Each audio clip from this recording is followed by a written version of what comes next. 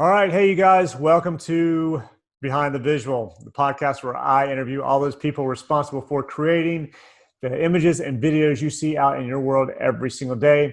I am your host, lifestyle and advertising photographer Mark Hansen. And today, my guest is the award-winning photographer, Kevin Scanlon. Kevin is a celebrity photographer, a musical photographer, a photographer's photographer. He's all kinds of photographers. Dude has shot everybody. I mean, he has shot, let's see, let's go on a quick list. And this isn't even close to all of them. Henry Rollins, Leonardo DiCaprio, Will Ferrell, Ben Affleck, Gary Clark Jr., Trent Reznor, Toby Keith, Zach Wilde, John Five, Juliana Huff, Eddie Van Halen, Mick Mars, Morrissey, Beck, Ariana Grande, Steel Panther, Amy Adams, Nas, Kate Blanchett, and a whole bunch of other people. And we didn't even get to the majority of those. He's also a Rubik's Cube master. He can solve that thing in about 5 minutes. We talk about how he got into photography. We talk about his love of music and the band he was in and how they toured and how they were on the Warped Tour. And that led to him taking pictures of Weezer. And then those pictures got him into a Weezer show where Weezer invited him to come in and do some portrait work on Weezer, which ended up being on a t-shirt, which led to his whole career starting. We talk about him shooting all of Eddie Van Halen's guitars, including the Frankenstein guitar, and then having his picture made with that, and shooting Eddie Van Halen on the beach. We talk about shooting an LAPD art forgery detective, an art theft detective, and his deputy, and how that turned out later that they needed the picture of the shot he did with the deputy because she was wanted. She was being convicted of murder. So I don't even know. There's so much interesting stuff in this podcast. You guys just need to check it out because I'm trying to figure out what else there. I mean, all kinds of stuff, just amazing kind of stuff here. So anyway, this is a great one. Check it out, listen to it. Be sure and like this thing, comment on it, subscribe, do all that kind of stuff. And I'll let you guys listen to it and enjoy.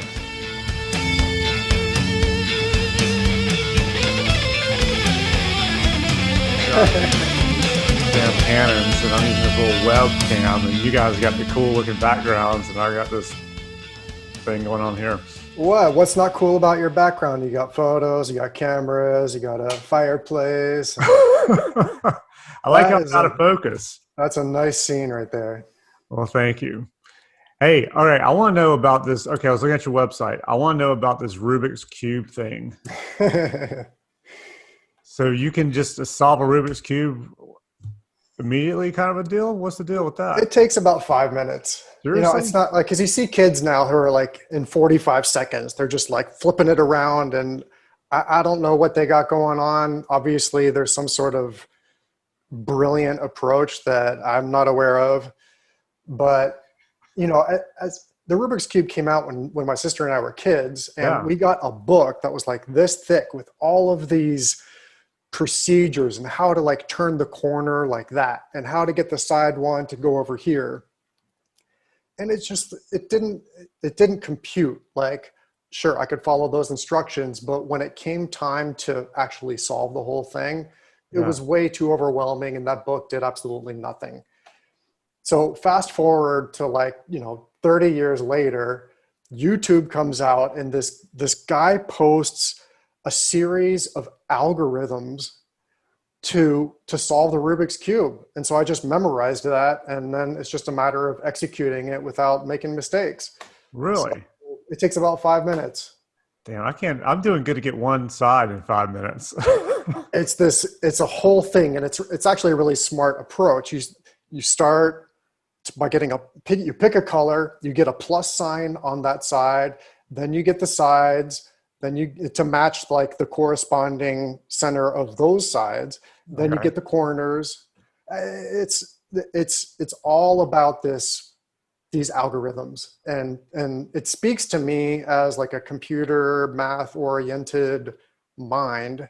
Yeah. So it works. All right. I'm going to look that up because the best I think I ever did was two sides. And I just couldn't get it after that. I don't know if this guy has this particular procedure posted still, but if it is and you find it, It'll blow your mind. It's like, yeah, that totally makes sense how to approach solving this cube. It's All great. right. Well, I'm gonna try it because that's been, God, I don't even know. I remember when it came out, and I just remember it's been frustrating the hell out of me ever since. First, Exactly. and I had friends who could do it. They would sit there and and what they couldn't do it in 5 minutes, but within like 15, 30 or something, they got it. And I was like, shit. No, I mean it's in that drawer right behind me. And when I get burned on retouching or editing or something, I'll take that 5 minutes and then all right, now it's kind of a refresher. So, That's and it smart. also it helps me when somebody on set brings a Rubik's Cube and you'd be like, here. And I'm like, okay, I got to remember how to do this. So it keeps those chops fresh. Yeah, I guess putting it on your website probably has everybody bringing one and just like, let's see if you can do that. I know. I only have myself to blame for that. Do you do all your retouching? No.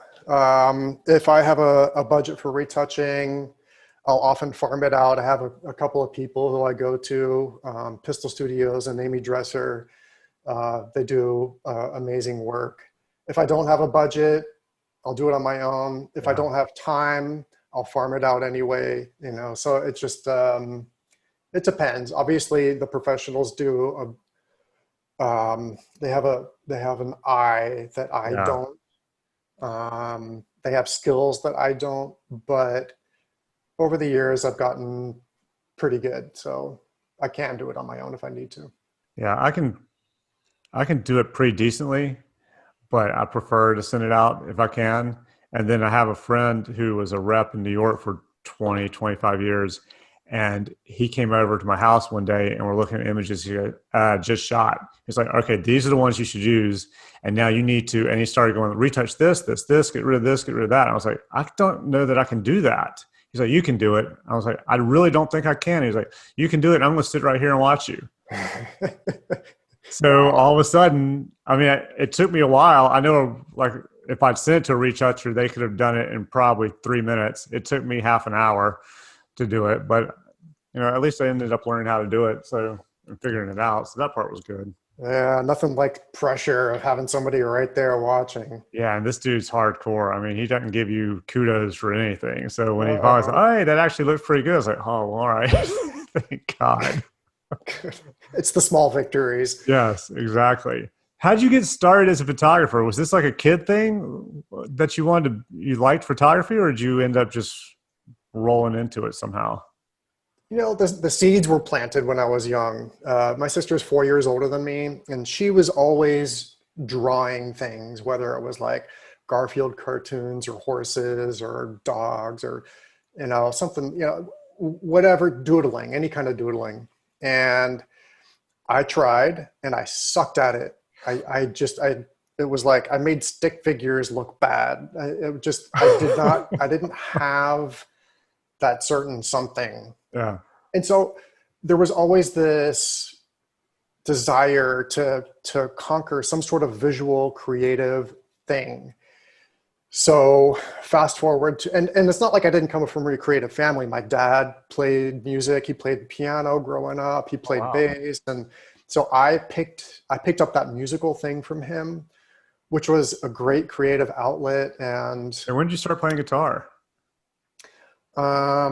that was like 10 or 11, maybe 12. Yeah. My dad bought a bass guitar because he played music in college, and then so he picked it up again when I was about 10 or 12. And then I went from bass to electric guitar.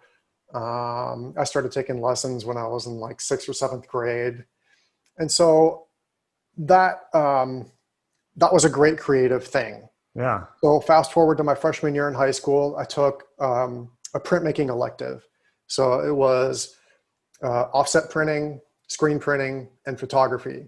Oh, wow. And the offset printing and screen printing were cool, but they were sort of rooted in some sort of talent, like drawing, like, Right. Yeah. or something like that. And so those things, the source of those things I didn't have. The process was cool. I enjoyed the process, but I couldn't draw the thing that I wanted to offset print or screen print. But photography, the assignments were like, go out and shoot something. And I'm thinking, can I shoot my buddies and I skateboarding? Like, yeah, that's your assignment. Go out and shoot and then come in and make a print. And it was just like, I gotta go do homework. See ya. Yeah. You know, it was like a pleasure to go out, you know.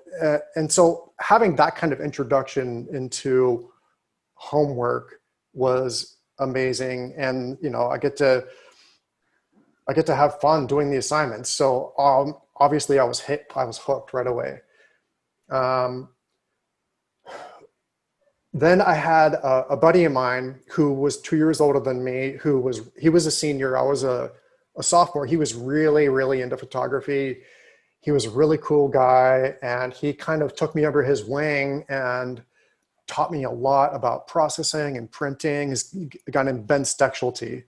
And still, he's doing more filmmaking now, but he's been an influence my whole career, and he has helped me edit. He's helped me just do anything, whatever. Right. He introduced me to Sebastião Salgato, not in person, but to his work, the Magnum photographers, and so that was important for me to have somebody like him to help me through the early stages. So was that the main thing you're shooting, like your friends skateboard and just shooting your friends when you first started? Yeah. Eventually it turned into, so in college I studied photography. I started at RIT as an undeclared engineering major. Wow. And that lasted exactly 1 quarter. I moved on from that to photography. After my freshman year, I was like, yeah, you know, I love music. I love photography. I was playing in a band in high school. You know, we were recording. We were we were recording ourselves. Yeah. Wow. And that kind of process was an amazing thing. It was really a lot of similarities to photography, with like lenses being like microphones, with film being like, you know, the recording tape, or, you know, there wasn't digital back then. Right. Yeah. You know, there were a lot of similarities between the two processes. So that was really interesting for me. So in college, I was like, let's do photography and music. So I left RIT. I found a school in Connecticut that had a great music program and a really good photography program. And so that was kind of my launching point. After school, I decided to be in the band first, try that thing. You know, you're young, you don't have a lot of bills. You can go out on tour. You can do your thing without like. Oh yeah. Yeah. That's why I keep telling my daughters, like, everything you want to do, she's in college, it's like, do it now, do it when you graduate, when you don't have any bills, no family to worry about, just do it. Exactly. Yeah. I mean, you know, my bandmates and I, we all lived together, so we weren't really paying a lot of bills, you know, so it was, so the first real passion for photography for me was like Ansel Adams-y landscapes. There was something about being in the school library and looking through these oversized books of the West, you know, because I grew up in Pittsburgh. I went to school in Rochester and Pittsburgh and New Haven, and you know, I had never been out West, and it just seemed like this really amazing thing. So I learned about it a lot through the photography, and, you know, Edward Weston and, you know, Ansel Adams. And so that I did a deep dive into the landscape photography, large format, you know, the zone system, you know, the printmaking thing with, you know, all the different developers and all that stuff. I mean, Ansel Adams wrote 3 books: the camera, the print, the camera, the negative, and the print. And I read all of them, and it was geeky, and I was all about it. So the practical side is, so that was sort of the impractical side, the fine art photography, you know, but there was a more practical side for me, which was shooting the bands that we were playing with, shooting setting up the camera to do our own shots, or like our own publicity shots, our own album covers, and then being out on the road. I had my Nikon FE with a 20 millimeter 2.8, and I had to have a wide angle because our van was small, Right. the clips were small, like everything about what we were doing was small. So I needed a wide angle to fit the stuff, to fit the content that I wanted to, that I wanted to document. And so that's more of the practical side, the documentary stuff, the portraiture. It was all rooted in the music industry. Yeah, you got some great.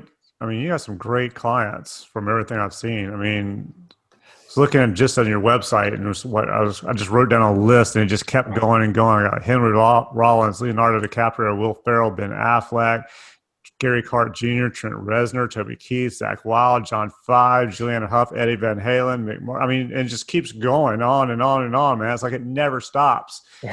And I have a couple of questions about some of these. First of all, why does Ben Affleck look so pissed or just not happy? That's probably more with me in how I edit my photos. There are photos of him being conversational and smiling and, being a little more upbeat. There are times when I look at my shoot through a filter of seriousness and drama and moodiness, and that's kind of what I've stuck with over the years. I've gone through phases where I'll edit my images through a filter of upbeat, spontaneity, happiness or whatever. And it also depends on the writer, the mood of the article, the mood of the film or book that they're promoting, or whatever it is that they're the content of the article. Like I need my photos to match that. If I did a shoot with Chris Rock, which I would love to do, obviously an incredibly funny person who's done a lot of amazing funny movies and stand-up, but now he's in Fargo, and it's a very serious role and it's a very serious script. Have you started watching that yet? I have. I haven't watched it. I've got it recorded, but I haven't watched it yet. It's so beautifully shot. Noah Hawley does an amazing job with all of those series. I photographed him in Calgary during the first season for Adweek magazine. He was a part of the article. The main article was about Billy Bob Thornton and his character. Oh yeah. Which was amazing. I almost didn't get in to Canada because at the time I was under the impression that you had to have permits, and it was a very last minute thing. It turns out for editorial, you don't have to have permits to go there and shoot. But the customs people who interviewed me going in, they were like, yeah, whatever you just told us, no, you're going to need to talk to a specialist. So I'm like, oh my God, what if I get sent home? The shoot's tomorrow. Like, Anyway, very stressful, and it was all for nothing because I didn't need permits to get in. Could you went on vacation? Yeah, I told, flying in, I saw that the city, it was cold. It was colder than heck. It's Calgary in I don't know, February. I can't remember when we shot. God. And I just said, I'm here to shoot snow. Yeah. Like, no, I'm they didn't quite believe that. Terrible liar. And they're like, they look at me and they're just like, no. Yeah. Like, oh man. So busted. So anyway, so Fargo, yeah, amazing, beautifully shot, great characters. And just an amazing story. I've loved all of those seasons. I think that Noah does an incredible job. Yeah, they've done a good job on that. Way better than, what was it? The detective series that was on HBO. True Detective. Detective. Yeah, I like the first one. The second one was kind of, but it seems like Fargo's just constantly kept it good. Yeah, season 3 of True Detective was amazing. Yeah, I thought season 3 was good as well. It's kind of like they dropped down, and I didn't even finish watching season 2. I think I made 4 episodes into it, and I was like, I can't do this anymore. The tough thing for me with season 2 was that there wasn't season 1 had a serious character, and then like kind of like a character that's I don't know, kind of more like funny, Yeah, a little goofy, freer, kind of not. Yeah, kind of like releases that tension with like, dude, what in the hell are you talking about with this, dark diatribe that you just went on? Season 2 didn't have that character. yeah. All of the characters were really serious and really kind of a down, dark thing. Season 3, it was kind of similar. There was like a serious character, and then there was like the character that was not as dark and was just like, dude, you need to chill, and it was that kind of balance to me worked very well. Yeah, I agree. I thought it was definitely better. And beautifully shot as well. Oh yeah. That's the thing. Yeah. Like I come to a show like Handmaid's Tale or Fargo, True Detective. I come to them because they're beautifully shot, and I stay because the characters are amazing, the story is amazing. Things catch me by surprise. So that's sort of. I'm pretty much there at that same way. That now if it's not shot well, or if it's not shot in that more of a cinematic feel, I think, as opposed to that TV movie feel, which a lot of things used to be, and thank God not so much anymore. But if it's shot more like that TV movie, I almost can't make it past the first episode. Yeah. I just don't, even if I've heard it's really good. And somebody was telling me, I haven't watched Dexter. Have you ever seen it? I didn't see it as it came out. And I started to watch it from the beginning, and I loved it, but life happened, and I couldn't finish it. It's like quite a number of seasons, like 6 or 7 seasons. Yeah, I think it's a lot. But somebody was telling me, because I think it was Dexter they were talking about, and I said I hadn't seen it, but I was telling them I'm really into stuff that looks like it's shot more cinematically now, and if it's not, if it looks like it's a cheaper production, I almost turn off immediately and they go, oh, well, you might not like Dexter, but it's really good. You should try and watch it and get over that. So I haven't tried it yet, but it's on my list. Yeah, I agree. I did a shoot with Michael C. Hall many years ago, and at his house, and he was amazing. And I know a lot of people who were huge fans of the show, and they always express their jealousy when I post an image. And so, so I owe it to him for welcoming me into his home and photographing him and his cats to watch the whole series. I think they're doing a reboot. Are they? Yeah, I think so. I think I heard something about with him. Yeah. They're going to do something. Okay. So that's cool. Did you watch any of the episodes before you went and shot them? I don't remember. I don't think so. That was at a time when I was doing a lot of those kinds of shoots, just like for the New York Times and for the LA Weekly primarily. And I honestly, I couldn't keep up. It was a lot. And I did a lot of those, really quick, a lot of press junkets, and, and it was, I did my best to be aware of what they were doing and characters and who was working on it. But it was. How much time do you have with them? Like say, well, on that shoot or any of the other ones like that with these celebrities, how much time do you actually have to go in there and shoot them? I'm assuming you have prep time to go in there in a couple of hours or whatever to get prepped. But is it one of those things where for me it's always seemed to be you literally have 15 minutes or something, sometimes 5 minutes. Sometimes like yesterday I just did a shoot and I was told I had 60 seconds. Whoa.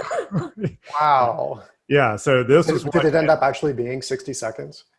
It was more, but it was still more like 2 minutes. You know, it was like 120 seconds. So it was one of these where she was in a hurry, and I was shooting behind the scenes, and then I had to shoot a quick portrait after the little TV thing they were shooting. And I was literally told, as soon as we say cut, you have 60 seconds to shoot. Wow. And that was tight. That is But tight. luckily I got 120 seconds, maybe, 180. I might have gotten 3 minutes out of it, but Hey, you tripled your time. you're damn right. And I was also told I wasn't allowed to shoot while they were shooting, but I did anyway. Oh yeah. Yeah, it's a lot easier these days with mirrorless and whatever. You don't Yeah. have to have a blimp. Yeah. I figured I'd try. I've done. What could happen was they'd come over and somebody go, "Hey, you got to chill right now." And they didn't. So I just kept on shooting. But yeah, so how's that work? Do you get a little bit of time, or have you had them where you get like, oh, you got half a day with this person, or is it? I've had both. Yeah. It depends. It depends on the client. It depends on, for magazine cover. Generally, you get a couple hours because you'll have different looks and Right. different cover options, and that tends to be a bigger production value. With the press junkets for a weekly or a daily or some monthlies, it can be a lot quicker. Generally, 10, 15, 20 minutes, something like that. Yeah. Which is fine. To me, it's not about how long I have with this person. It's about two things. It's about how long do I have to set up, Yeah. and then is the time that you told me realistic? Don't tell me I have 20 minutes and then it ends up being 5 minutes. That makes me crazy because I have a plan with what I'm going to do with my 20 minutes, and maybe I have 4 shots, 5 minutes each. One here, one here, one here, one here. And if after my first setup, you're like, okay, we got to go. Like, no, if you told me 5 minutes, then I would have done, a minute here, a minute there, a minute there, and maybe 2 minutes here. Like Right. I would have divided my time based on what I needed to get. But you said 20 minutes. I spent whole 5 minutes here. If that ends up 100% of the shoot, I'm screwed. Like I didn't Yeah. get what I needed. So whatever it is, like I hate surprises with logistics. Don't surprise me. Be honest with me. And I will manage my time the way I need to based on a realistic timeline. So, I say I hate surprises with logistics because there are surprises that I do like with creativity. For example, Yeah. if I take a test shot and I'm 5 stops open by accident, and sometimes it'll actually look kind of cool, Yeah. and I'll be like, hey, that's kind of cool. Let's roll with that. Like, let's shoot a little bit 5 stops over. I don't know.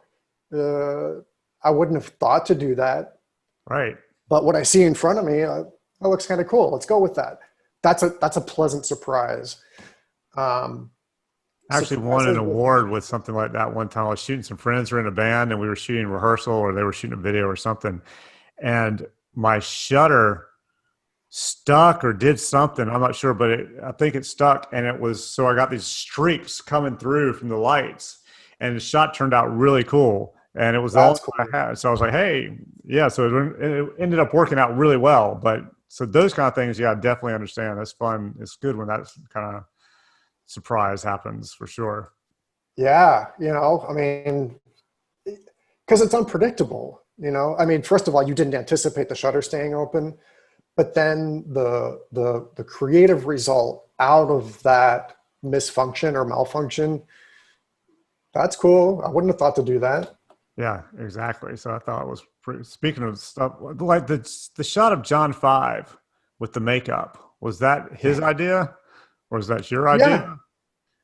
No, that was his. He I It think took me a often minute to before figure the out what he did with that, because I was like, "Oh, is there something around his face?" And then I looked at it a little harder, and I realized he just did the makeup just in that little section of his face. Yeah, I think that's he performs like that. That's kind of his thing to do that makeup, and I went with it. Um, I'm not gonna make a stink about the person's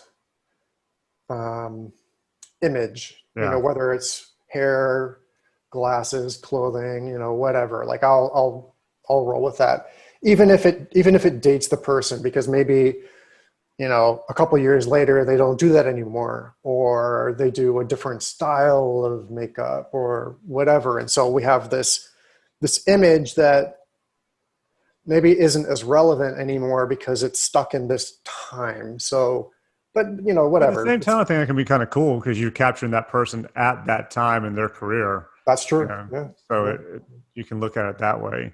that's I true. guess I just haven't paid much attention to what he actually looks like. I know his work as far as a guitarist, but I don't know that and I knew he had that kind of thing going on, but I don't know that I actually paid that much attention, I guess, to check it out. All right, so I want to know about this photographer series. How the hell did you get all these photographers to let you take their picture? Because I know, as being a photographer, I prefer to be on the back end of the camera as opposed to the Me front end. too. So how'd you talk all these photographers into doing that? Were they all friends of yours? Some. I wish Sebastião Salgado was a friend of mine, or Catherine Opie, or Yeah. but these, honestly, a lot of them were assignments. Um, uh, William Eggleston that was an assignment for the Memphis Commercial Appeal, who a friend of mine, Bob Mayer, who was one of the first art directors I worked with at the Phoenix New Times way back in the day. He moved to Memphis and was the music editor for the Commercial Appeal, the big newspaper in Memphis. He called me up and said, "Hey, we got this shoot with William Eggleston," and I knew the name. I didn't know a ton about his photography, but I did some research, and I went out and bought one of his books that I brought. We shot at the Chateau Marmont in one of the cottages there. Oh, nice. And it's funny, I have found that 99% of the people I shoot are gracious, kind, patient, and just a pleasure to work with. The photographers I've shot are the divas. Not Really? all of them. Not all of them. But of all of the divas I've shot, they're all photographers. Oh, Julian wow. Stillman, I called him to book the shoot, and he's like, "I'm really busy. I can't do this for about a month." And I'm like, "Okay, my deadline isn't for like 2 months. No big deal." And he's like, "You get one shot. Like that's all. You have to shoot it the way I shoot. No lights or anything." And I'm like, "Dude, okay, like we'll make it work. Really? Let's talk about the logistics later." And of course I get there, and he's totally nice and kind, and he just had this moment where he was just, I don't know, he was just being a hard ass and being like decisive and whatever, which I totally appreciate, and I can roll with that. But he ended up being kind and told amazing stories about his architecture, photography, and all that stuff. So, that was cool. William Eggleston, kind of the same thing. I go into the bungalow, or whatever it's called, little house at the chateau, and his son is sort of the handler, and he's welcoming me in, and he introduced me to William, his father, and William's out in the little patio area, and he doesn't turn around and look. He's just like, he gets one shot. Like, what these old school photographers do? He said the same thing. And his son is like, "Dad, not everybody shoots the way you do. Like, they have a process. And so we're, like, I'll be ready later. Really? Your son looks at me Oh my like, God. I'm like, dude, don't worry about it. I'm sure everything will be fine. I'll set. I have to set up anyway. I'll set up a light here and move over some furniture and all that stuff. No big deal. And it's the same thing. He sat down for me and was wonderful. He was fine. He was gracious with his time, and he ended up being fine. But So you got more than one shot. I got more than one shot, and it's Good. it's funny because I shot. This was at a time when I think I was kind of transitioning from film to digital, and so I shot both. But I didn't remember if somehow the roll of film that I shot. I brought a Leica and just shot a roll of 35 millimeter. Not even. I shot a half a roll of 35 millimeter, and I forgot about it. I guess I put it back in the fridge, or I put it in a bag of film with my camera, and I don't know, maybe it was like a tight deadline. So I had to go home and submit the images right away. There wasn't enough time to develop the film, and I forgot about it. And all these years later, probably 10 or 12 years later, literally just like a month ago, I processed all this old film that I didn't know what it was. And it ended up being this half a roll of film of Eggleston. So Really? now I can't wait to get back into the darkroom and print one of these. And Yeah. crazy. I Great. mean, how do you lose track of a film or a roll of film of William Eggleston? I don't know. Sometimes I Well, I guess if you're in a wonder. hurry, it can happen, especially if you're shooting digital at the same time. I can see Yeah, I can't maybe how that imagine. happens. But anyway, it was a pleasant surprise. So When now did I you got to print it. transition from film to digital? What year? Do you remember? I bought a Canon EOS 1DS in 2004, Okay. and in that period I still have some Kate Blanchett films, some Morrissey films, some Henry Rollins, like those were like '04, '05, '06, where I still brought a film camera and shot digital as well. How was shooting Henry Rollins? Is he as intense as he seems, or is he Yeah, I would say he's intense, but like not in an angry way or right? not in a negative way at all. He's I've shot him a couple times over the years, and he is wholly devoted to whatever the task is right now.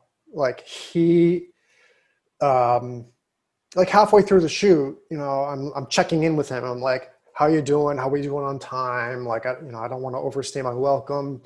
And he's like, "I'm yours. I'm here until you're not here. When you're not here, I'm not here. Okay, let's do this." Oh And he's wow. like, gung ho, like, do it. And great. Yeah.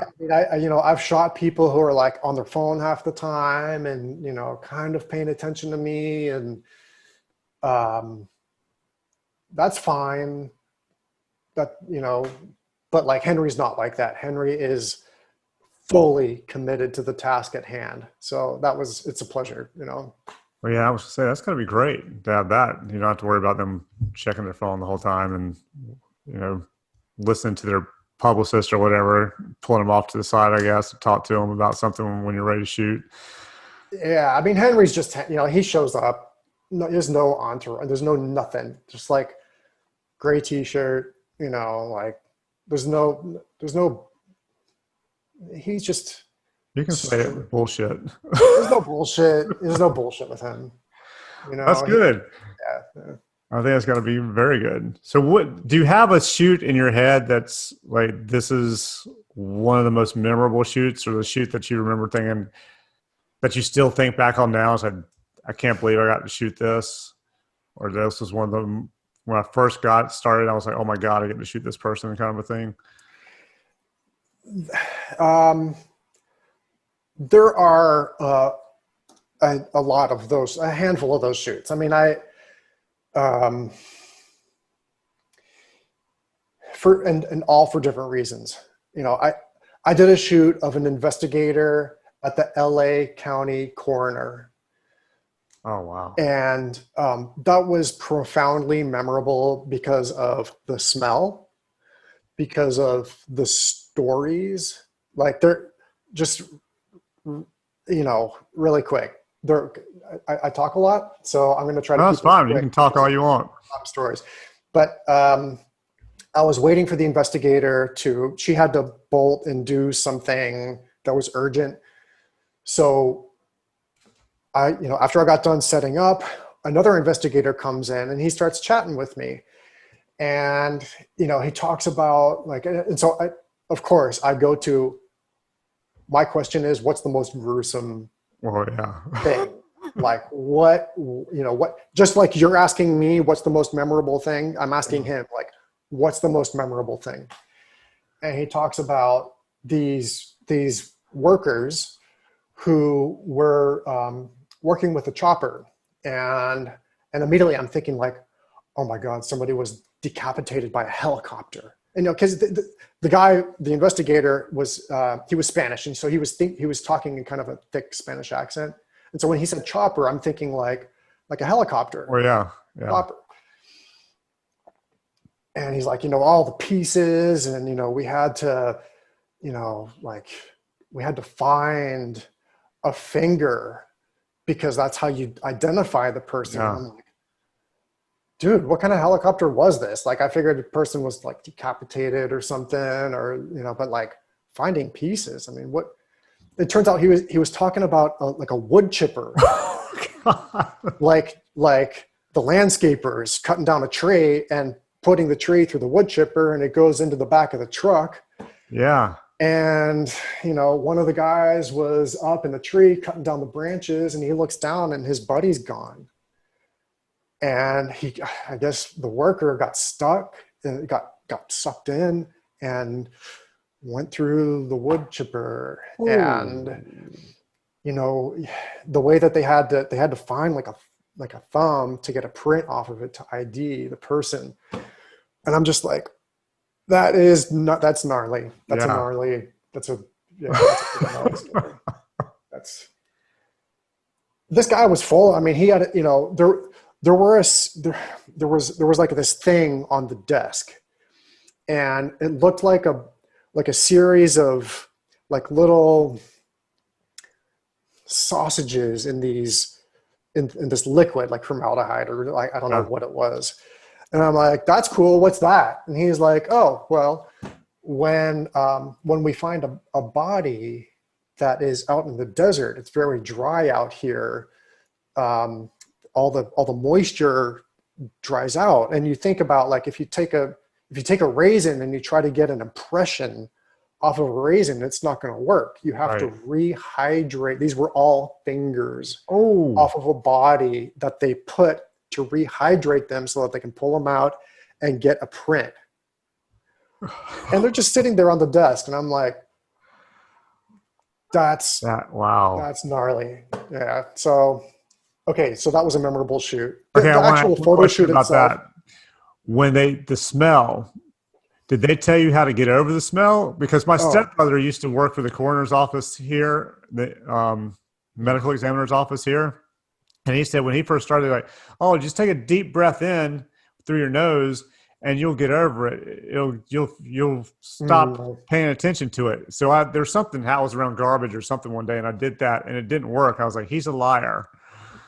Yeah, that might be true for some people in some cases, but you take an elevator down, and as soon as that door opened, it was just like, oh, I mean, the smell, it was just like a punch in the mouth, or I guess the nose, I suppose.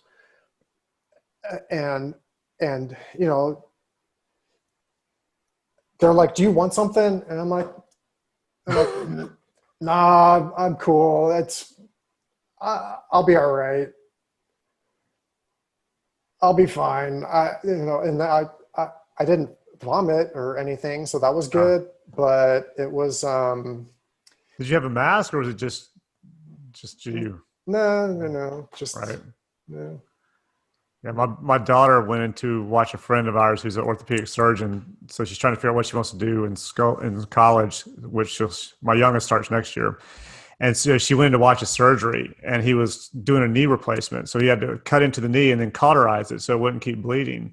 And the rep standing beside her was like, "Smell that? It smells like steak on the grill, doesn't it?" So she sniffed in, and as soon as she did, passed out immediately. Oh, Next time she went, she did the N95 mask as opposed to surgical, and she put Vicks vapor rub underneath her nose and breathed out of her mouth from that point forward. She's like, "I'm not doing oh that yeah. again," and she survived it. But okay, so go on. So we did the LA coroner, and then you were about to tell me something else. Um, probably the first big sort of break that I got as a photographer, like I said, I came out of the music world. I played in a band for 8 years. We toured. We played with a lot of big bands that I looked up to. Were you shooting them as well Yeah, I mean, while you were like shooting them opening for live, them? like the big bands. I was shooting them live and maybe shooting some stuff backstage. Right. Um, what growing growing up, one of my favorite bands was the Descendants, and over the years we befriended them by offering, like back in like '91 when All was on tour, which is most of the Descendants besides the singer. Um, my buddies and I would offer to help them carry their equipment up the stairs to the music venue, and that's kind of how we started a relationship with them. They ended up recording a bunch of our records, and they were amazing in nurturing our careers as musicians and everything. So we had gone on tour with them. We recorded with them. We did a lot of different things with All in the Descendants. And so over the years, I shot them a lot. So I had a certain comfort level with rock stars and Right. my favorite musicians. So my band was out on Warped Tour back in, I don't know, 2000, maybe the summer 2000, maybe 99. What was the name of your band? We were called Pollen, Holland. Pollen, Okay. Pollen. We released 4 full lengths. The last one was out on Fueled by Ramen Records, which is, that was Vinny from Less Than Jake's Oh record yeah. label. So they had Fall Out Boy and The Academy Is, and a bunch of bands that ended up being like commercially successful and amazing, and we did not. So anyway, so we played Warped Tour. I had an all access pass, so I could go wherever I want. Of course, I brought my camera with me. So I'm backstage, and I'm shooting like the guys from Green Day, just like stupid little backstage portraits, not even portraits, just like them standing there. The guys from Weezer, I'm shooting them live, and it was awesome. So I go home, process the film, make prints, and back then there were the big thing, the big like community thing were message boards online. Yeah. And so I posted a couple of these images on Weezer's message board. Later on that summer, they're playing a couple of shows at the Glass House in Pomona. And I drive out because that's a really pretty intimate venue to see a band that I had been listening to for years and years and years. I had never seen them. It's such a small place. So I'm still living in Arizona at the time. I drive out to Pomona. I get there really early. I have tickets, and I knock on the door because I think we had played the Glass House before, so I knew the doors, and I knew how the backstage, whatever. So a guy answers, and he's like, "What's up?" And I brought those prints, and I'm like, "Hey, I brought these prints just so that you know that I'm a legitimate photographer. Right. I have tickets to the show. I just want to know if I can get a photo pass. I'm not trying to get in for free. The show was sold out. I'm not trying to like weasel my way and whatever." And they're like, "Okay, give me these prints, come back in 15 minutes. So I came back and he's like, yeah, the band recognized these from the message board and they want to know if you want to come in and shoot some portraits of them. Wow. I'm just like, yeah, I mean, obviously, but the first thing I'm thinking is like, shit, do I have enough film? Like I don't know how much film I brought. I don't know, brought like 10 or 12 rolls, enough to shoot like a whole show. Yeah. Obviously not the first 3 songs, but so I leave and I'm like, they tell me like, come back in an hour and we'll get you set up. And so, I'm thinking like, should I go to a camera store? Like, is there one around here? Whatever. So, but I had probably 10 or 12 rolls of film, which ended up being enough. So I go in, they're like, hey, this is Rivers, Mikey, Pat, and Brian. And the guy I was talking to originally was Carl. He's like the 5th Weezer, he's kind of their right-hand man and roadie, photographer. Like he does, the online stuff. And so, so we start shooting and we just do all this, portraits here, portraits there. I mean, it was amazing. And, this band Weezer, they're all mine right now, like that felt That's pretty cool. incredible. So I walk out of there, shoot the show, of course. And they end up licensing one of the images for a t-shirt. I had a promo piece that I could send to all these music magazines in New York and whatever. I mean, they just basically handed me a photography career because I had some bands that like were my friends, but they weren't as big as Weezer. The Jimmy Eat World guys, I was buddies with them and I shot them a bunch over the years. Amazing. I love them. They weren't that big at this time. This was like 2000. Maybe a year or 2 later, Bleed American came out, and so that kind of took them to the next level. But anyway, so having these images of Weezer really gave me a credibility that I didn't have otherwise. And it was just me doing my thing. Like I would do this anyway, and then now I'm getting paid to do it. So like that was cool. That's a pretty cool story. That's a very memorable one. Oh, I bet, man. So when they licensed the image for the t-shirts and all that, did you know anything about licensing and how that worked? Who helped you with the cash part on that? Did they just say, here's how much we'll give you for it? Yeah, they made an offer and I was like, really? You're going to sell merch and this is what you're offering? And they're like, take it or leave it, basically. Right.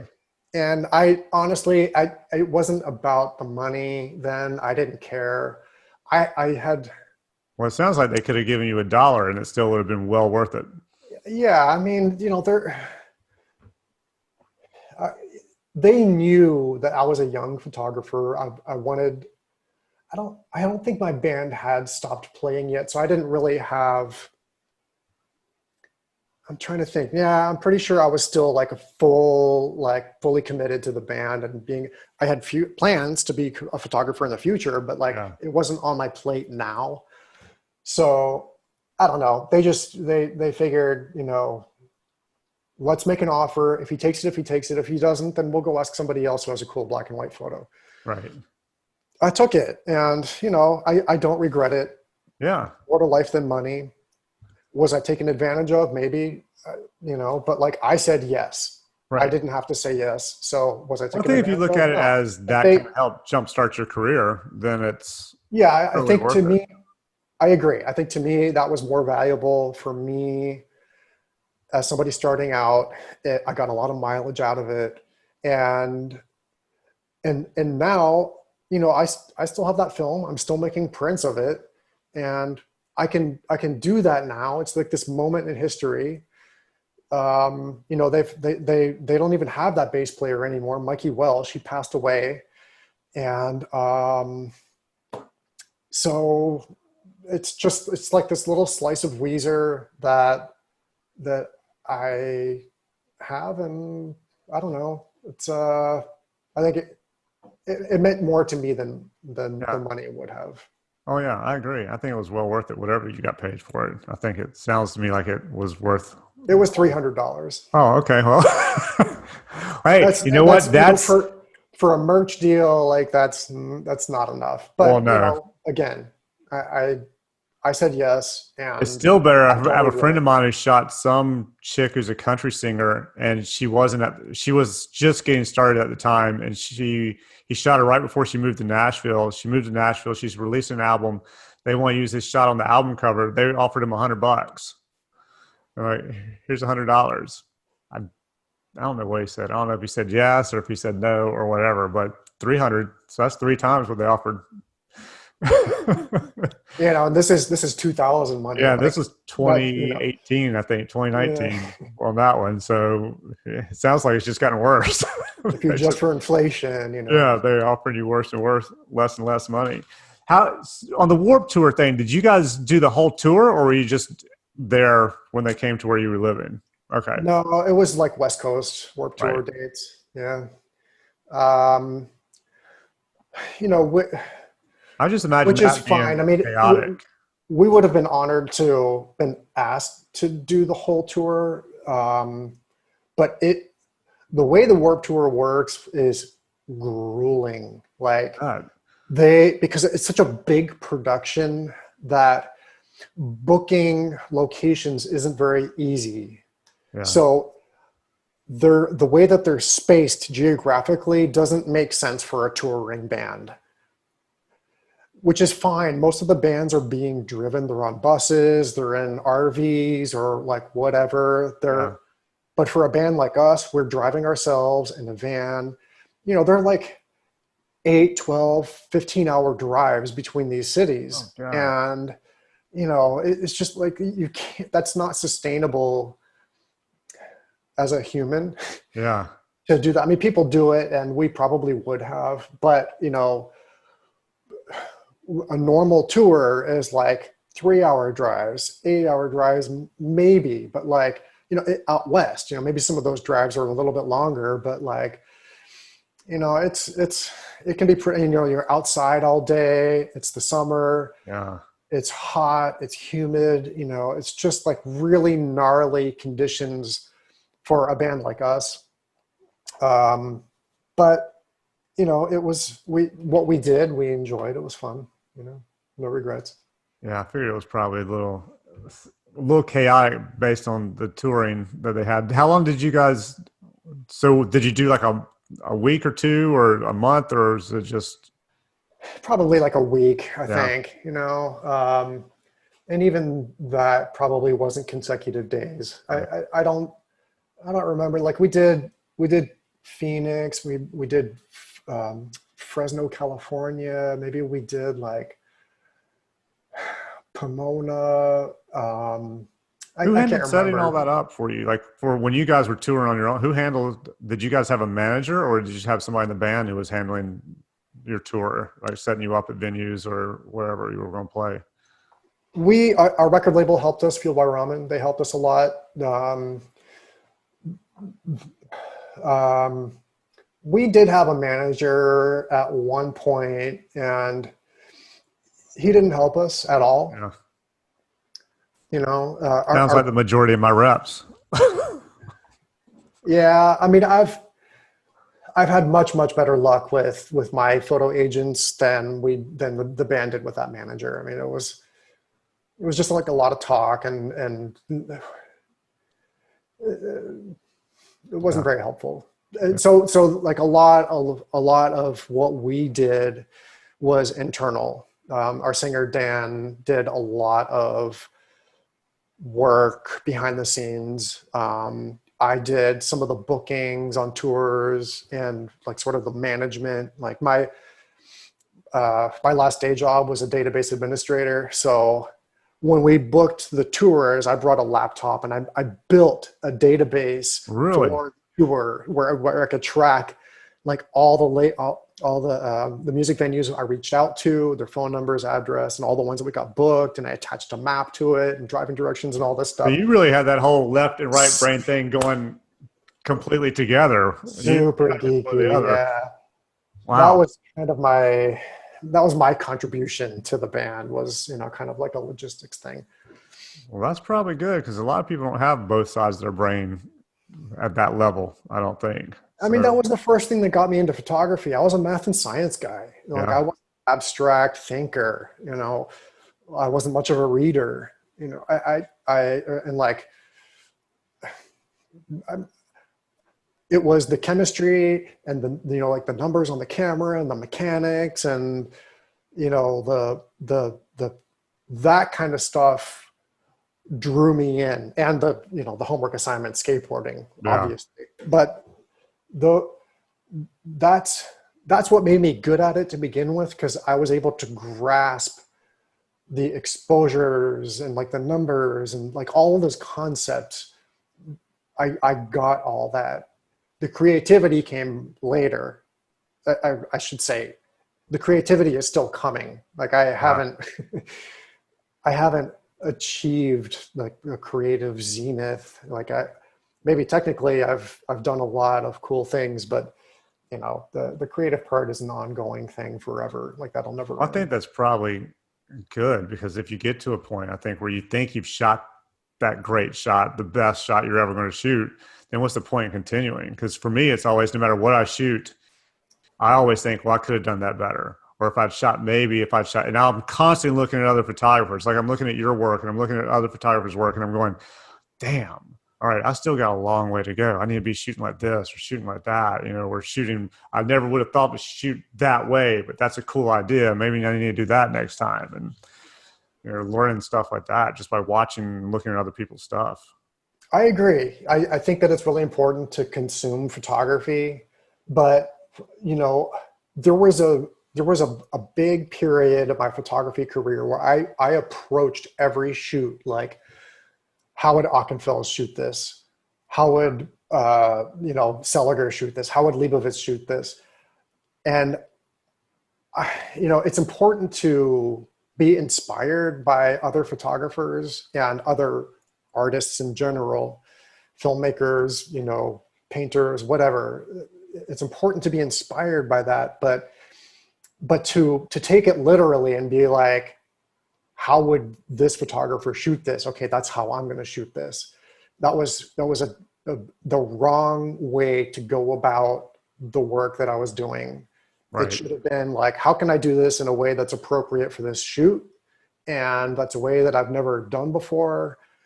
What can I do creatively that's interesting to me, that's appropriate, and that might help me refine my voice.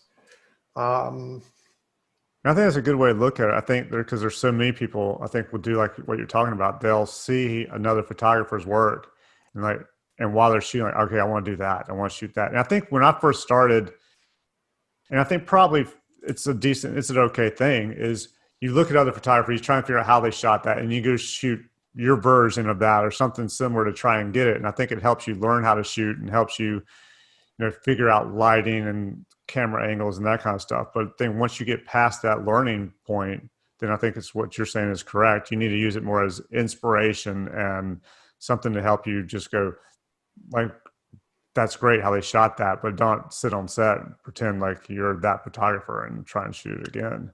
Because then Yeah, life's a lot more difficult. yeah, I agree. I mean, if you're going to do something literal like that, then do a test shoot. Like, Yeah. find a model and grab a team for glam and do something, and like try to replicate, especially like if you're just starting out, try to replicate something that you see, an image out there that you think is cool, like do that, but don't do it on an assignment. Or if you Right. do your own thing, and then at the end of the shoot, do like an extra thing off to the side that is an experimental thing. I mean, I think every shoot should entail something at the end that's experimental, that might work and it might not, but if it doesn't, who cares? You've fulfilled your client's requirements already. Yep. Take the end of the shoot and do something weird. Like, reverse the angle and, make all the lights go in the wrong direction, or, whatever it is, shoot something with a lot of flair, like, even though that the client won't like that because they want something more straightforward, throw another light in there and overexpose it by 10 stops. I don't know. Who knows what it might look like crap, but there might be something in there that is like, that'll plant a seed for something that'll be meaningful for you in the future. Yeah, I've always said that. Get what your client needs, and then you can play. Exactly. And Yep. try and do that, especially if you're shooting and you go, God, this would be a cool way to shoot it. Go ahead and get what your client needs, and then go, hey, I'm going to try this over here real quick. And as long as you got 30 seconds, that kind of thing, then go for it. Have you had a lot of agents, reps? Have you Had a had any? handful. Yeah. Do you have one at the moment, or are you on your own? I'm on my own right now.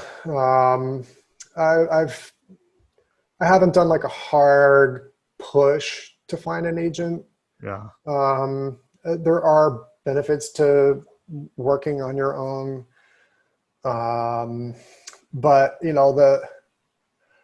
I do appreciate the hard work that an agent does, for a couple of things. Number one, I like having a bad cop. Yeah. Yes. I like my relationship with my clients. I like to keep it a positive thing, and to be an asset for them, and to be somebody they enjoy working with. But if I have to play the bad cop and set limits for what I'm going to do, or say no for something, like, I'll do it if I have to, but I like having a bad cop on the side, like, say, being my advocate, and, that's it, just being the bad cop. I think it makes it nice that way. Yeah. And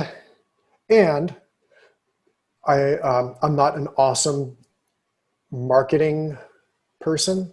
Yeah. So I appreciate the marketing skills that most agents bring to the table. And then, having a vision for me, like, I know what I want to achieve as a photographer. I know the work that I like to do.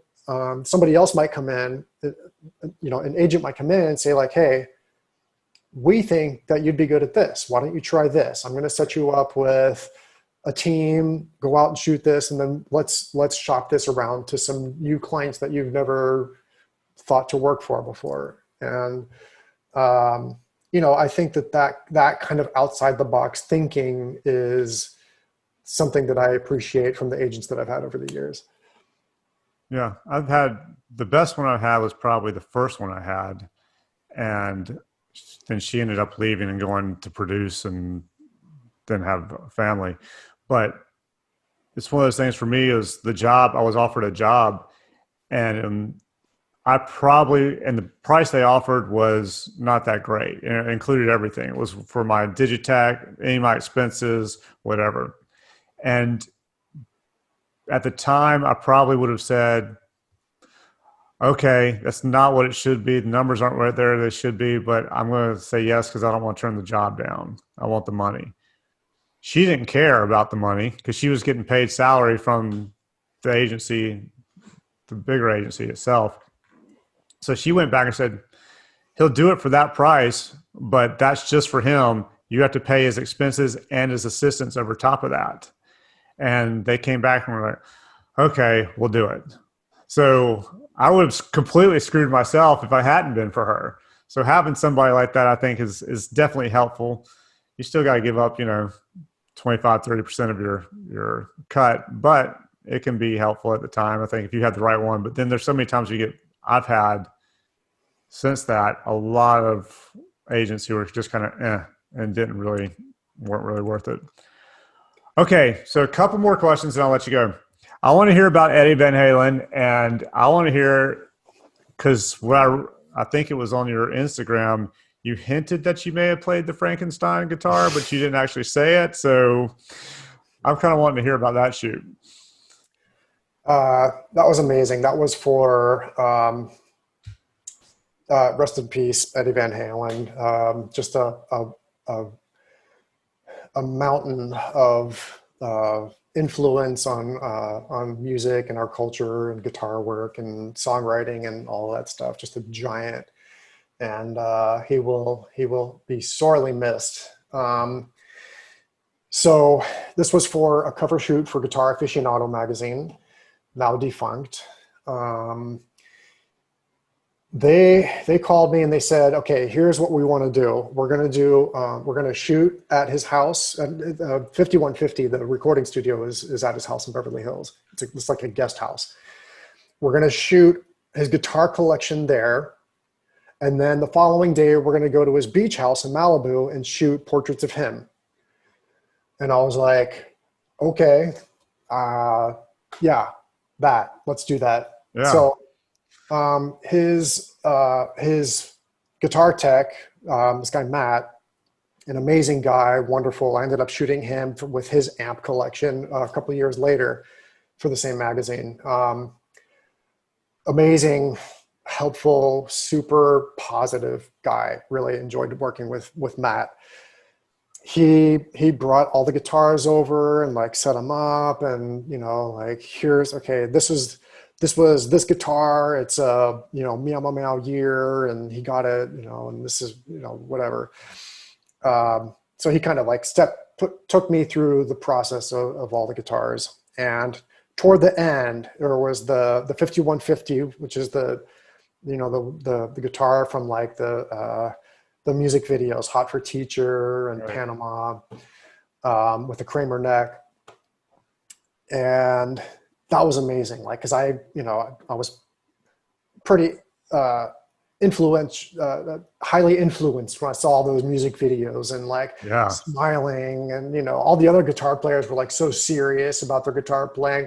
He's just smiling and enjoying the ride. I mean, that was different. And I had not thought about that until I was watching that Ozzy Osbourne documentary, and they were talking about Ozzy and how he was one of the few rockers or one of the only rockers who would go out there and smile and clap and like having a great time where everybody else was so. And then I was watching, like, literally, I think the next day I was watching a Van Halen video, and Eddie's like smiling straight into the camera. And I was like, he's the only guitar player I can think of that really does that.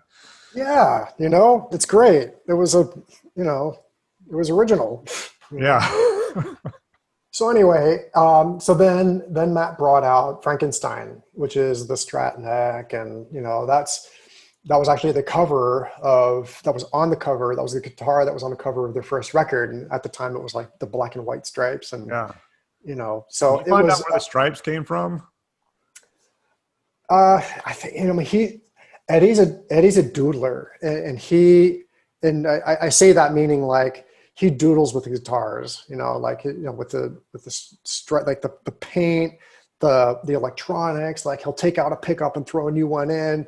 The amps, like, he'll crank, not just the knobs, but like he'll get into the electronics and start tweaking stuff. And I'm sure he probably just came up with broke a lot of things doing that, but like, that's how he got his sound, was by he would put in fake pickups, because like other guitar players would copy what he's doing. Oh yeah. So he'd put in pickups that weren't actually soldered in; they were just there as dummies.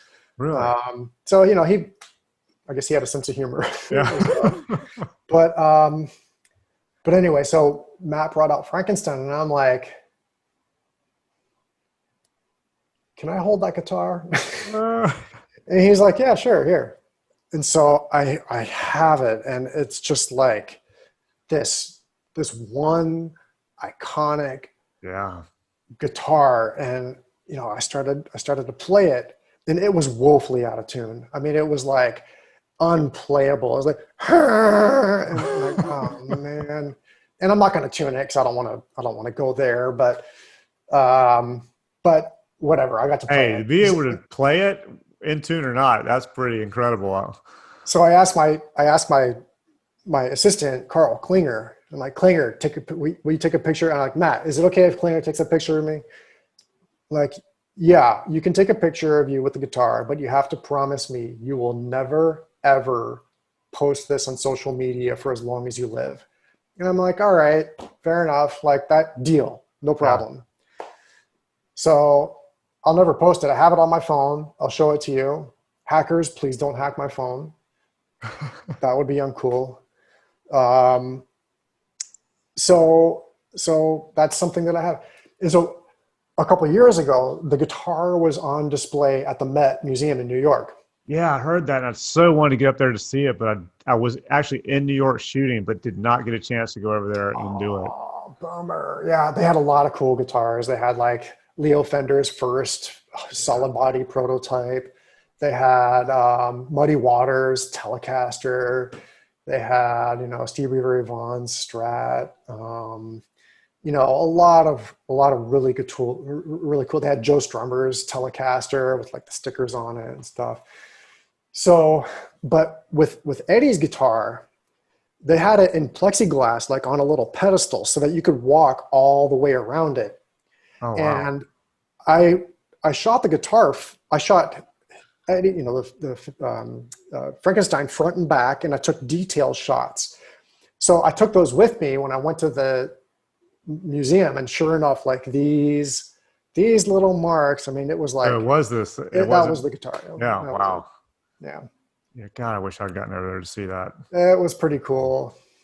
How was shooting Eddie on the beach in Malibu? So the next day was Eddie on the beach, and if you know Malibu, it's notoriously cold. It's like the cold Pacific water coming off. There was a marine layer, so there was like this overcast, and it was just a very cold, damp, clammy kind of day. I can't remember what time of year it was, maybe in March, February or March or something like that. So it was, I don't know, maybe it was June, whatever. And it was cold. And so we're out there, like the first thing we do, we go straight from the house down to the beach. And, we take our shoes and socks off. Like there was a rock that was over here that, was kind of like surrounded by water, and the waves would crash nearby. And I had Eddie stand on that, sort of like, coming out of the water and like this, sort of majestic scene. And so we shoot with the Frankenstein, we shoot with, a variety of other guitars. We probably had a couple hours because, it was a cover shoot. I needed him to like a couple different looks and different guitars. So he was super gung-ho the whole time, climbing up on these giant boulders, and, it was really cool. At one point he said, "It's so cold out here. My fingers are so cold. You couldn't pay me $5 million to play a concert right now." Damn. That's what I said. That's when you know And you I'm get some like, cash. When somebody says, "I wouldn't play a concert for 5 million," okay, you got a I was little. like, I could. I'll play the concert. I'll do the 5 million. Yeah, yeah. Somebody told me years ago. I think Patrick DeMarche had shot something for Haynes, and it was literally a black backdrop, one light, a girl sitting on the ground with just these black Hanes boy shorts on with no top, just doing like this. And I think they paid 30 or 40 grand for that image. And I remember telling the people at Hanes, "Shit, I'd have done it for 15." Thinking I'd have done it for Nice. 5. Easy. Yeah. Yeah. Exactly. Yeah. All right. So last question, man. And then I'll let you go. What's the strangest, most interesting thing that's happened to you since you've started shooting? There's a couple. There's a go-to that's like one of the. I mean, I've told you about a couple really memorable shoots. There's a story on my website about the John Lennon guitar, the J160E. Go and read it. It's kind of a long story. I don't want to bore you with it, but there's another story that I is kind of an interesting. It was an interesting lesson for me, and it's kind of an interesting story. So Yeah. I had a shoot. There was a series that I did for the LA Weekly called The People Issue. It was an annual issue. It was like a best of LA, but instead of restaurants and bars, it was people. And so they would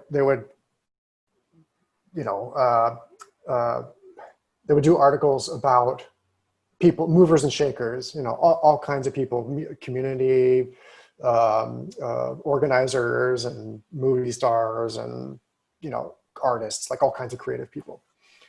So I got this assignment to shoot an LAPD detective, officer or detective, I'm not sure, whose detail was art theft and art forgery. Like those are the laws that he enforced. This guy named Don Hertzik. So I meet him down at LAPD headquarters, and I meet him and I meet his deputy, partner in crime, so to speak. And, she seemed nice enough. He was nice, like, pleasure to meet you. Don, you ready to, let's go do this. Do you have pieces, like forged pieces that you have that we can go shoot? So he's like, yeah, follow me. So we go down to the basement where they have a room with all of these forgeries, like these, whether it's Warhol or Basquiat or like, whatever, a bunch of forged artwork.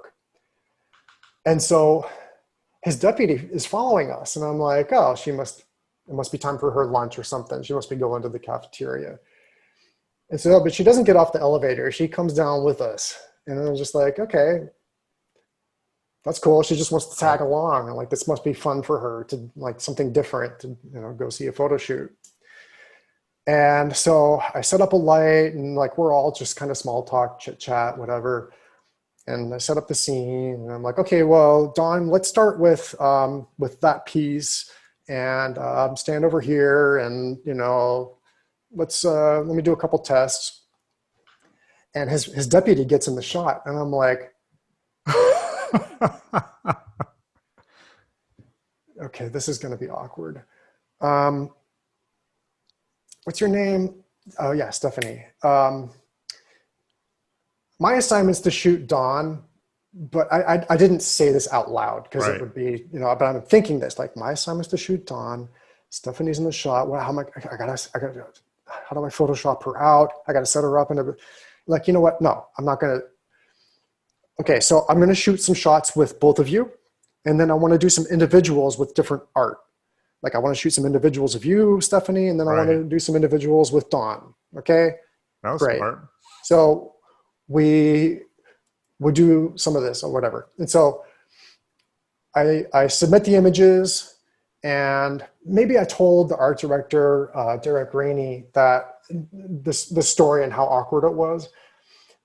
A year or two later, he calls me and he's like, Kev, do you have those shots of Stephanie? And I'm like, Stephanie? Like, the art theft guy, his deputy.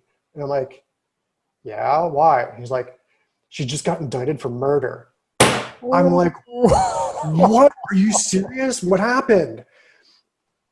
He said there was a cold case in the Valley from like the mid 1980s. And it was like this, like her ex-boyfriend's new girl, or like maybe ex-husband, new girlfriend or wife.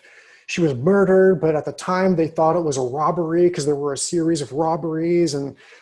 But I don't know how she became a suspect, but there were people who were investigating this cold case. They worked on the same floor as her, and they followed her to like this fast food restaurant because the victim back in the day had bite marks. So they pulled DNA. Oh, wow. And so they needed DNA from this suspect, Stephanie. And so they followed her. She took had lunch, salad or whatever. She took the spoon or the straw, threw it away. And then when she was gone, they dug in and grabbed it. And sure enough, it was a match. And so I think that the original interrogation is online. They bring her in, and she was just like, this is weird. Why am I here? And they start asking questions and about this case. She's like, yeah, I remember that case because she was a cop. I'm pretty sure she was a cop at the time. And and like things get really tense really fast. She's like, should I get a lawyer here? Like, am I a suspect for this? Whatever. Sure enough. And so I had these images, and now like 48 hours is calling, like all these news programs, local news, national news, they're all calling me for these images. And like, I wasn't the only one who shot her. There are a couple others out there, but man, I made a lot of Wow. money I bet. licensing these images. And, I'm glad I shot her. I'm glad Yeah, she I bet you tagged are. along, because if it had been up to me, I'd have been like, no thanks. My assignment's to shoot Dawn, so I don't need you. But I went with it just because I didn't want it to be too awkward, Yeah. and I didn't want to be rude. And I never throw images away. Like I never delete images. I'm like, I'm like, this isn't my assignment. Why do I need these images? I'm just going to delete them. Right. Like, no, like I kept those. That was So I'm genius, glad man. I Because I did. probably would have shot the two of them and then asked her, say, let me get a couple of him by himself real quick because we need to get a few of those since he's the lead detective or whatever, and then I'll be good.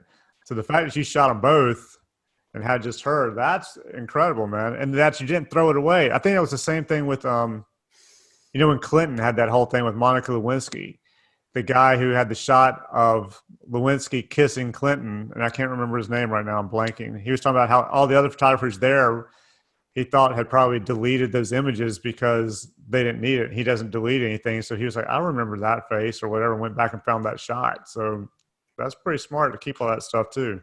For sure. You Yeah, never know. but I mean, wow, man. I've shot murderers before.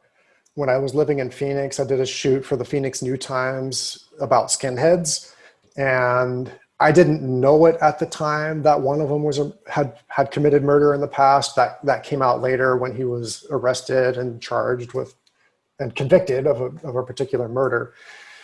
Did you have to go like to skinheads headquarters or something like that, or did you just they just picked some random skinheads and you went to their No, I mean the uh, it was a specific group, and um, I mean I don't know much about like if it's like Aryan Nation or Proud Yeah, I Boys or don't know. I didn't know if it was whatever. like a motorcycle club where they had a headquarters, or I don't know how they I work. mean, I shot at their house. We went to a billiards parlor and shot there, and like um, it was just a bunch of skinheads, Yeah. and but it was I thought later when I saw that this guy had been indicted for murder, I was like, wow, that's really crazy having photographed a murderer. Like it Yeah. just, but now there might be more that people that I've photographed who are murderers. I don't know, but Stephanie Lazarus is one of them. I had a stylist tell me that everybody knows five. I think she said five. Maybe she just said one. But everybody knows at least one, if not five, people who have killed somebody. Who, Wow. I was like, I don't think that's possible. You obviously have met at least two, so you're up on there. I mean, maybe if you include like, people who have been at war or Okay, police yeah, I guess if you do officers, that, then yeah, maybe. yeah, or like, I mean, that seems more feasible because when you're at war, you kill people. Yeah. Yeah, that would make more sense. Yeah. Yeah. I didn't even thought about that because all I was thinking was, I just don't think I know anybody who just went out and killed someone. But then again, they probably wouldn't have told me. Yeah, I hear you. Well, Kevin, man, thank you so much for Hey, Mark, thank doing you. I this. appreciate it. Hey, Yeah, I got this a was joke good. for you. What? Yeah, okay. I have a joke. How many photographers does it take to screw in a light bulb? Oh my God, how many? 100. One to do it and 99 to go, oh, I could have done that.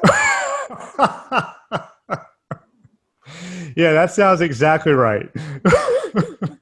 Okay, I'm remembering that joke. I'm going to use that because that's completely it right there. Everybody knows. That's kind of like I heard a joke about art directors. It's like, what was one art director say to the other art director? He goes, I don't know. What do you think? I've Yeah. definitely had a few of those. Oh, yeah. Yeah. I've asked art directors the same question. Yeah. I've had them where they just go, okay, yeah, all right. And I just go, are we good? Do you want to, and they go, well, I think we got it. I think we've shot this 15 different ways. I think we hit it. And they go, yeah, okay, if you think so, okay. Yeah, that's exactly how it goes, right? Yeah, well, you Uh, think they'd be a little more decisive, but for some reason, I guess they're not. Well, dude, thank you again. I really do appreciate it. Anybody watching, listening, be sure and like this thing, thumbs up it, subscribe to it, comment on it, all that kind of stuff. Check out Kevin's work. I'll put a little link on Instagram and your website and all that kind of stuff so everybody can check you out, man. Thank you, Mark. Appreciate it. Yeah, dude. Thank you very much. Cheers. See ya.